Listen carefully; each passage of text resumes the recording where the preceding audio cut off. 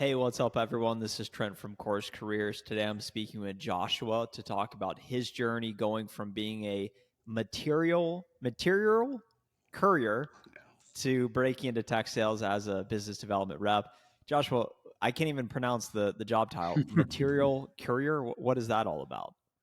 Well, honestly, the journey starts a little bit earlier than that, but a material courier is simply put, that's someone that if you're like with a construction company, or in my case, I was with a painting and drywall company. What I would do was be a part of the inventory side of things, where here I'm delivering equipment, could be delivering paint out to a job, could be drywall. So I got to see a lot of the nuts and bolts of when a job is in the midst of its project management stage. I'm one of the guys that kind of acts like a catalyst to be able to help get that thing moving. So, guy I worked underneath happened to be my brother-in-law, so I was just helping him out. But like I said, my journey starts a lot earlier than that. That was just kind of a transition job for me. Yeah, well, tell us where your journey started. Well, so this is going to there's a lot of relevant points, I would say, especially with course careers. And one of those relevant points starts off with college, right? I bit hook line singers saying, "Hey, I'm going to go to college, get a degree. That's going to end up paying for my livelihood," right? And so ended up doing that, graduated with actually a degree in kinesiology. So pretty much just exercise science. That's most of the time what people will use to be able to go into physical therapy. It's a good bachelor's for them. I had initially thought I was going to go that route, but ended up saying no, that's not for me. I don't feel like that's my calling, and so I just got out into the working world, worked a little bit here, a little bit there. Actually went back to college for another associate's in welding and metal fabrication. So I went completely different roads, right? And then after a while, ended up finding my way back within a similar vein of what I worked. So I worked in a orthotics and prosthetics shop. So got to use a little bit of that degree just to kind of see where it would take me. Became a little bit of an orthotic fitter. And again, after a year, it was just like, this is not going anywhere. The money's just not there. It was right after COVID. So there wasn't a lot of the extra training to be able to become more certified. So that kind of had been cut off at that time. So it's like, I'm just not seeing a way to be able to pay back my student loans to be able to really get ahead. And so after a couple more jobs, like being a pressure washer and then going to the material courier, I ended up just really being at this place where my desire was to be working remotely. That it really started with that. I'm a happy father of a little baby girl, who's almost one, and then a proud husband. So here I'm like trying to figure out what's the best way to be able to take care of them, but also I would love to be home a little bit more, work remote. That's kind of the dream, right? So while I was working with uh, the job that was a material courier, I ended up having this one buddy, and we were just so good for each other. He would just expose me to a little bit more of just kind of an entrepreneurial mind, and he really kind of challenged my thinking. And I still had that desire to work remote. And then I came across one of those. I wish I had looked this up before, but one of those YouTube videos on best remote jobs in 2024. And techsales came across my radar for the first time. And I remember that guy advertised Course Careers as a part of that. So he was obviously an affiliate with Course Careers, and I got to really look into it. Like, it started challenging even my thinking on, okay, what's a salesman? What does that look like? Because at multiple times across my life, people had said, you might do well in sales. You have a good personality. You know how to communicate with people.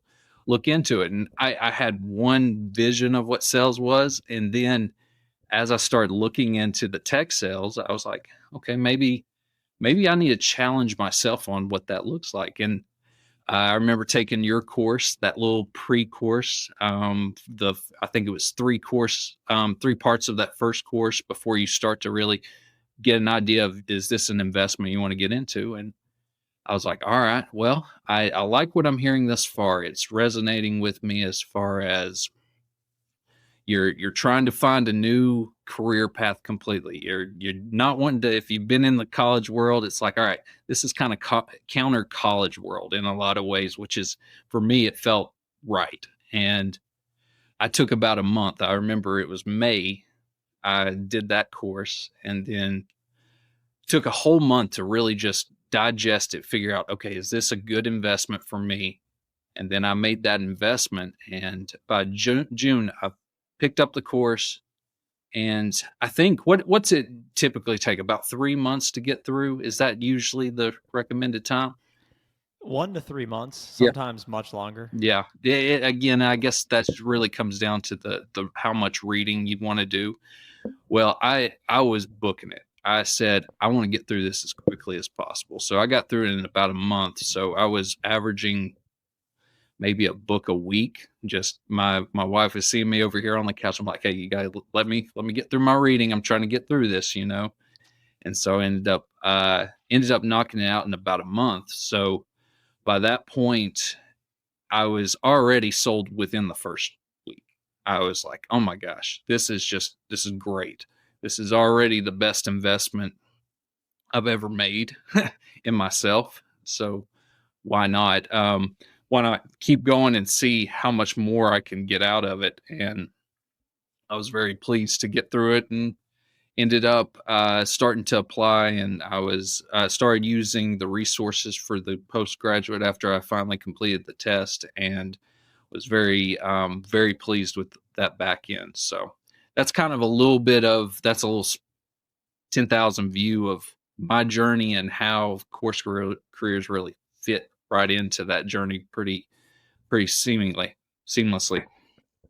Well, I think all these past experiences have prepared you well for a Mhm. career in tech sales. And I know you are a few months into the role now, which I'm super curious to hear about. But first, I wanted to ask you about this LinkedIn quote you have. There is some good in this world, and it's worth fighting for.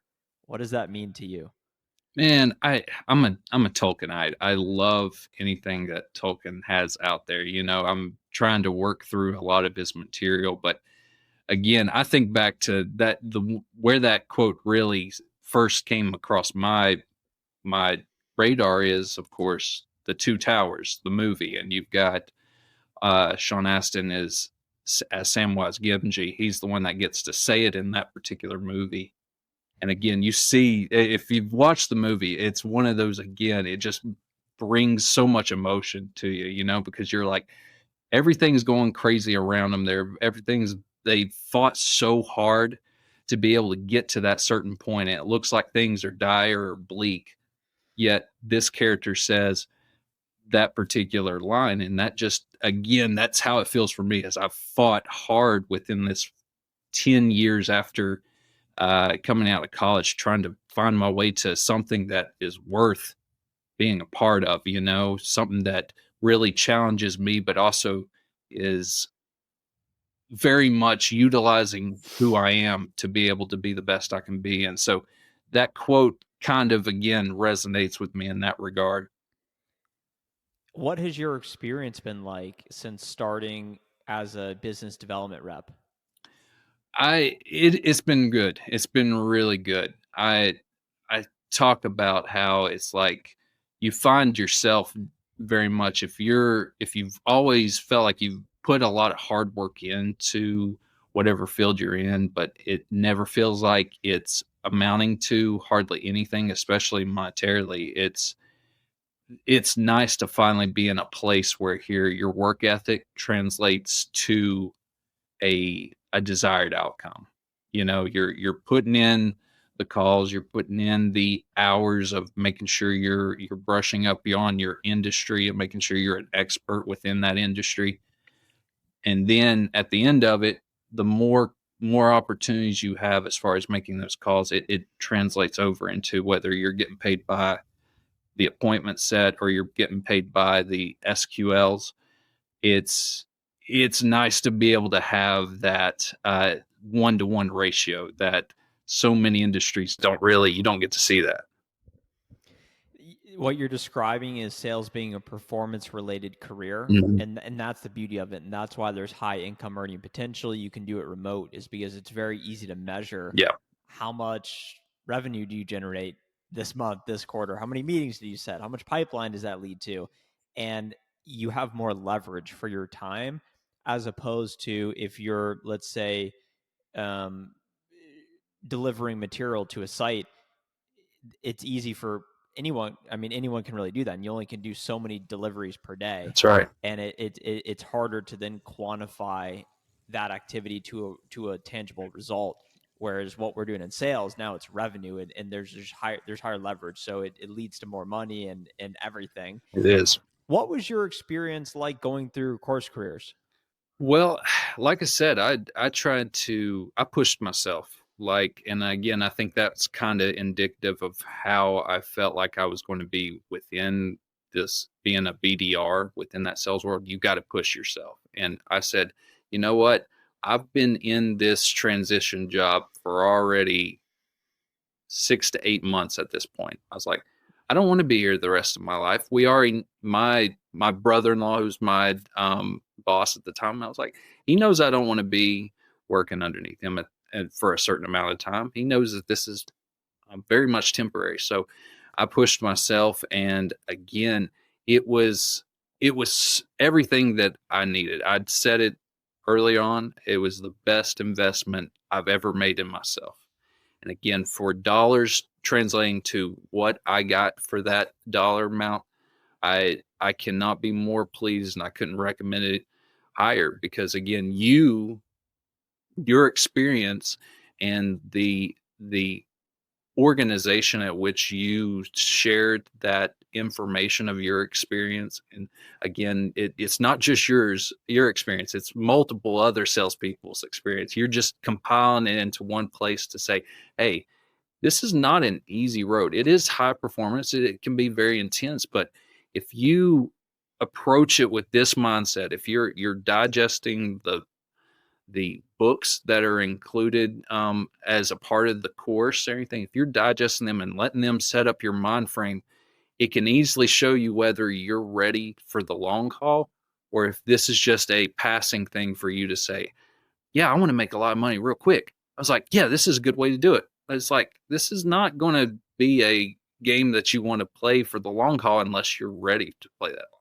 So the mindset preparedness that the course does by offering both the books, the insight, the exposure to the different tools that you're going to have to be using out in the real sales world. Again, it was I felt like everything you need to know crash as far as crash course wise goes, and I again super pleased. And that return on investment is going to pay dividends Absolutely, forever, for as long as you're still doing it and making money and progressing forward. And it's unbelievable how it can just transform everything. yeah. What have been some of the biggest challenges? What were some of the biggest challenges to actually getting a job? So it's really cool actually. My story getting to ECI is pretty neat. It's unique. It I went through the resources that was available to me through CourseCareers, the Hunter stuff, and I probably put out somewhere around anywhere around 20 to 25 applications. And a lot of people are going to be like, dude, that's low. I put in like 200 applications, and I was like, well, in the 20 to 25, I really appreciated how the course is already telling you go use what we taught you in the course to start doing what you're going to be doing to try to get the job. This is already going to be good practice that sets you up in the mindset of realizing, hey, a no here doesn't mean it's going to be a no there. You just got to keep digging, realize this is a part of the process. And having that resource was huge. And so I ended up again utilizing the suggestions. Go find your buyer persona, go find your ideal customer profile, go find those people that is most likely going to be able to be a mover or a shaker about what who gets in and who they're looking at. And again, using the moment that I started sharing this with my guy that I referenced earlier, who was entrepreneur, when I started just sharing a little bit of some of these concepts, he's like, dude, that's just common sense. It makes so much sense, but it doesn't get shared when you're in college, right? They don't tell you, go knock on the back door, go say, hey, I got my application in, but I want to show you that I'm very interested in working for this place because I've done research on it. Well, I put in around those 20, 25. And at the time when I was talking to talking to this same guy, I I was realizing there was just this void even at the place I was working, that here they really weren't using it like an ERP, software as a service. You know, they weren't using an ERP, and I was like, it for even for someone on the lower level like myself, it's quite frustrating because there's a lot of times where here you're going to a job and the equipment's not there. It's like, well, why is it not there? Well, someone didn't move it over, right? So in my mind, I had said the best place for me to maybe try to be a salesman in that role is in a product that is very much like an ERP, because I know what it's like not to have that. So I was like, that would be an easy sell. It's something that I can believe in. So I, of course, went through, did everything that y'all told me to do, came across the company that I'm now with, ECI. And of course, you do your first preliminary research, right? You just kind of be like, all right, yeah, this sounds good. It hits the boxes on what I probably need to be able to make a living, you know? And then I hear back, end up reaching out directly to one of the talent acquisition people that was trying to recruit through LinkedIn. And then I get a reply back from that same type of email that was help generated by the resource that y'all provided. It was like, oh, this is awesome. See, it's already showing, it's already investing back into me. This is great. Ended up getting that hit back from that person, and they end up setting up the interviews. Had first a screening, then I had another interview with one of the managers and then with the director, and then they eventually set me up with one last interview. And all those went really, really good. And what's crazy is during this whole time, I had one other company that I was looking at, and they had started the interview process with me. So I had two. But this was the one I wanted, because as I kept doing the research, I was like, oh my gosh, this is the type of product that I could sell. It's the one I've already been describing to somebody else. I can totally get behind this product. It was like, if you're into sports, I was like, this is kind of like you wanting to play in the NFL, but you really want to play for your team. I'm a Packers fan, so this was my Packers. This is the Green Bay Packers for me. I was like, this is just hits all the boxes. But it's like, but if you get in the NFL, it doesn't matter, right? If you're playing for the Miami Dolphins or the Browns, it doesn't matter. You know, you're in the game. You're now starting to play. Well, have those 3 interviews and it goes dark, right? You have that moment that you're going to run into even as a business development rep, where here people are going to ghost you. You don't know what's happening on the other side. So you're like, you know what? I gotta be able to bounce back for that. But dude, that was one of the hardest 2 weeks, because it was every interview went great. It was verbally going great from their end. And it was like, well, why has things slowed down? Well, 2 weeks comes and goes. And then finally I hear back and they're like, well, we're not moving forward with you. We're keeping you're keeping your application. We definitely want to look into you again if something comes up, but we're moving forward for that particular job. And so it's like, oh, time to get back on the horse. And that was so tough, you know, because that's exactly what you deal with in this job. Is sometimes you get knocked off the horse and you're like, I got to get back up. That's not easy sometimes.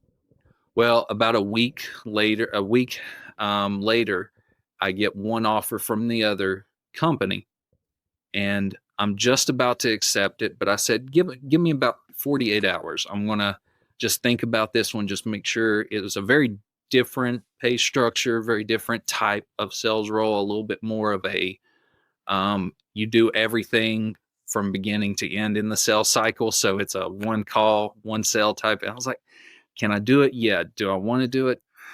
Not as much, but if it's the best offer on the table, then why not? Well, that night I go to look at my email, and there the talent acquisition officer, she has sent back another follow-up saying, hey, we got one more interview we want you to do. There's a job that's opened up. We want you to interview with this guy. If he likes you, that's the only interview you do. So we set up for the next day, had another great interview.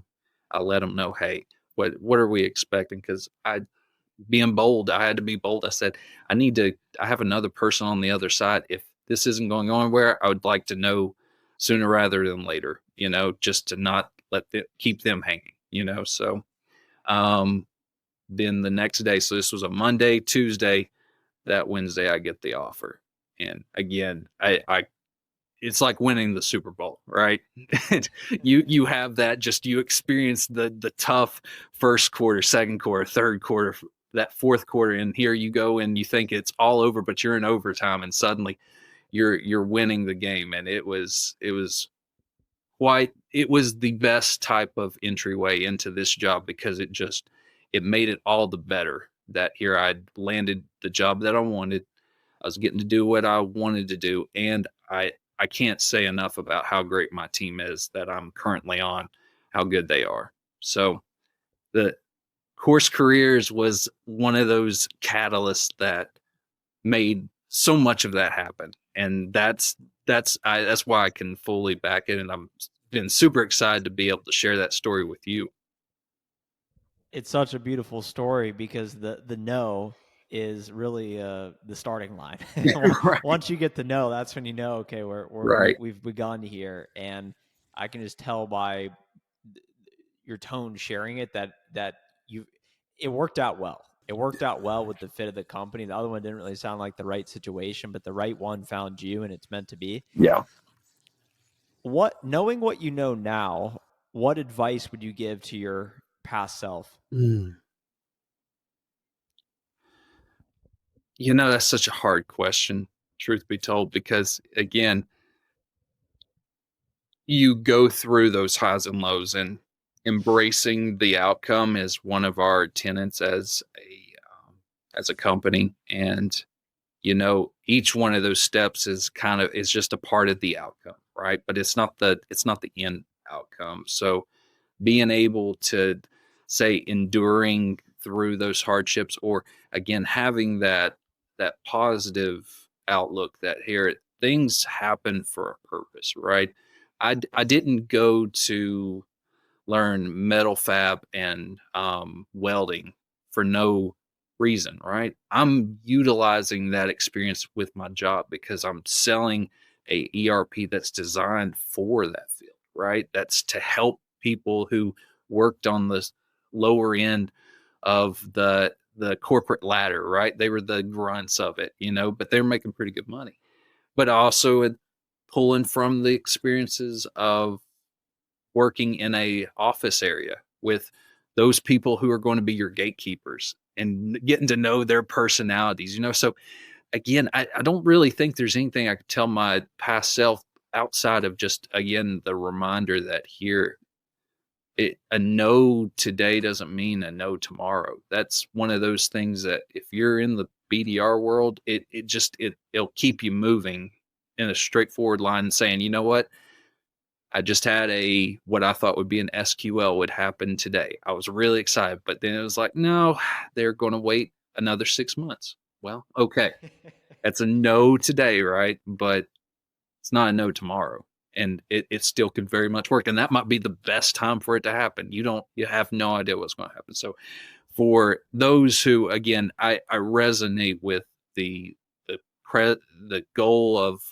what Troy and you have brought to this CourseCareers, that here you're wanting to take people who are at zero and get them to 100 as quickly as possible, but not having to put it where here you go to most of these applications you have to fill out, and you're like, oh yeah, we want you to have this and a certification and this degree. Oh, and we want you to have 4 years experience. It's like, how in the world am I supposed to get 4 years experience when I was using 4 years of experience to try to get the actual degree. I don't have nothing.